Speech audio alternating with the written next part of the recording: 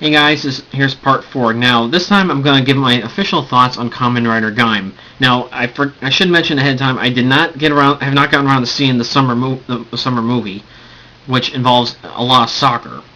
I just haven't been able to find it online yet.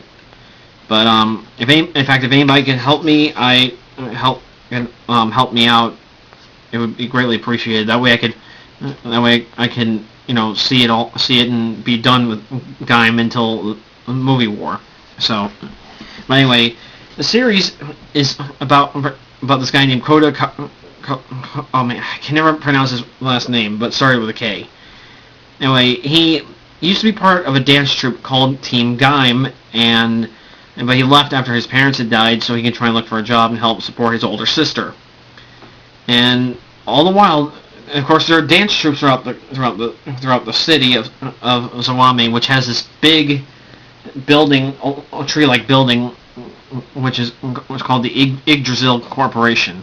Now, that is a very important part of the series. I won't go into details about that, but let's say it has a major connection, namely the fact that it involves a game that the beat riders, as the dance troupes are called, play, and that's the Invest games, where they use special lock seeds to summon these creatures and fight each other.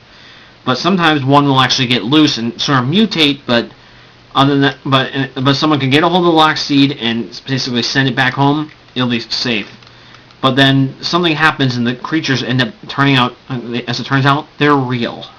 They're living, breathing creatures. They're not digital life forms. And Kota and Mai, who's also on Team Gaim, they get a text message from their friend Yuya, and they go to find him. But they find this little zipper-like crack, which upon entering, going through, they end up in a forest with all these strange fruits, and they also find a Sengoku driver, which is the main belt for many of the riders in the series.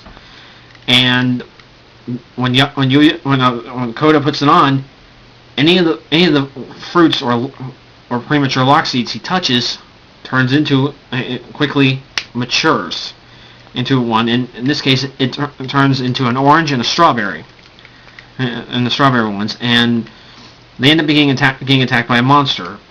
And once they return to their world, Kota, with the belt still on, puts the orange one into the Sengoku driver, not realizing what it can do, and he transforms into Kamen Rider Gaim, and he fights and successfully destroys the monster. Now, and over the course of the series, there are other riders appear, such as the leader Team Baron, Kaito, who becomes the Western Knight, like Kamen Rider Baron. I should mention with Kota, I forgot to mention, as Gaim, his armor is a samurai, and he's got namely 4 fruit armors, including watermelon. He gets a pineapple and a strawberry, and all of them are various warrior motifs, mostly, but with him it's mostly Japanese samurai. And all the weapons, I should mention, are very fruit connected. Like his main weapon is a sword shaped like an orange slice, the Dai Maru. In pine arms, he gets a meteor hammer with a pineapple on the end. He gets unlimited strawberry kunai, and in the watermelon form, he gets a double-bladed naginata that looks like watermelon slices. Now, anyway, Baron his armor's got a Western Knight, and his main form is banana arms, which gives him a jousting lance that looks like a peeled banana. He eventually gets a mango form, which has a morning star mace that looks like a diced mango. Other riders include Kota's best friend and basically his second in command third in command really on Team Gaim, Michi, as they call him.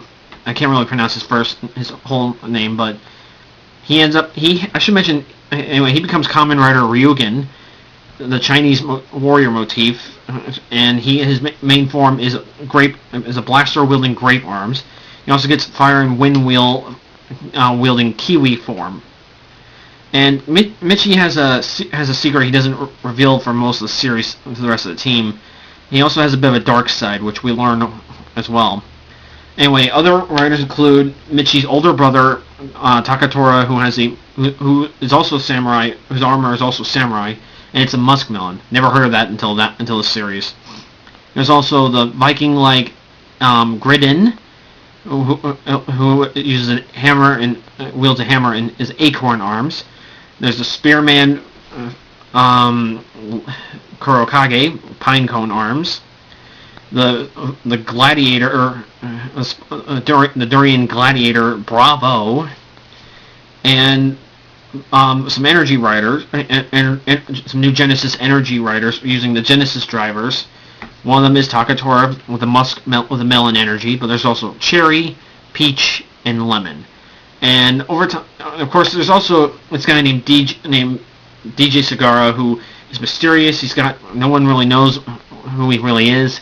He ends up playing a pivotal part in Kota's evolution into becoming a hero, basically. I won't say what it is, but I gotta say I like the series. Gaim is actually by far one of the luckiest Kamen Riders ever.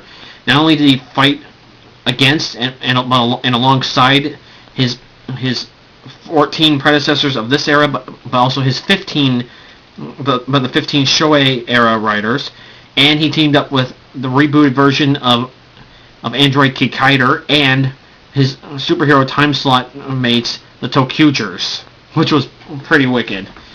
And but anyway, there's a lot of twists and turns in the series. I know I say that a lot, but in this case, there's a lot. And the series also, I should mention, focused primarily on the writers fighting each other, with a handful of monsters here and there.